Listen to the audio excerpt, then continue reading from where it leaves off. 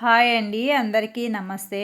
వర్షం పడుతున్నప్పుడు లేదా వాతావరణం బాగా చల్లగా ఉన్నప్పుడు ఈవినింగ్ టైంలో ఇలా వేడివేడిగా మిరపకాయ బజ్జీలు వేసుకున్నామంటే చాలా బాగుంటాయి. చాలా సింపుల్గా ఈజీగా చేసుకోవచ్చు. ఒక బౌల్లోకి 2 కప్పులు శనగపిండి, 2 స్పూన్స్ కారం, 1½ స్పూన్ ఉప్పు, కొద్దిగా వంట సోడా, 1/2 స్పూన్ పసుపు, 1/2 స్పూన్ జీలకర్ర పొడి వేసుకొని ఇవన్నీ శనగపిండిలో బాగా కలిసేటట్టు కలుపుకోవాలి. ఈ విధంగా బాగా కలుపుకున్న తర్వాత ఇప్పుడు కొద్దిగా వాటర్ వేసుకొని కలుపుకోవాలి. వాటర్ అంతా ఒకేసారి వేసుకోకుండా ఈ విధంగా కొద్దిగా వేసుకొని శనగపిండి అంతా ఈ విధంగా బాగా కలిపేసుకోవాలి.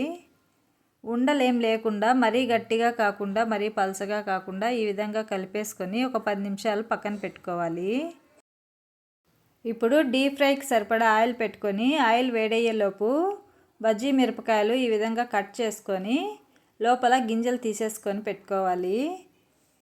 10 నిమిషాల తర్వాత పిండి మళ్ళీ ఒకసారి బాగా కలిపేసుకొని మిరపకాయలు ఒక్కొక్కటే తీసుకొని పిండి అంతా బాగా అయ్యేటట్టు ఈ విధంగా అద్దేసుకొని ఆయిల్లో వేసుకోవాలి.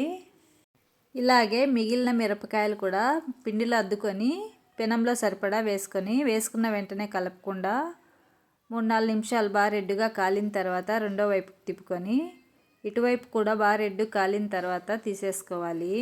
అంతే అండి, మిగిలిన బజ్జీలు కూడా ఇదే విధంగా వేసుకొని బాగా రెడ్డు కాలిన తర్వాత తీసేసుకోవాలి. మీకు ఈ వీడియో నచ్చినట్లయితే నా ఛానల్ని సబ్స్క్రైబ్ చేసుకోండి. Thank you for watching.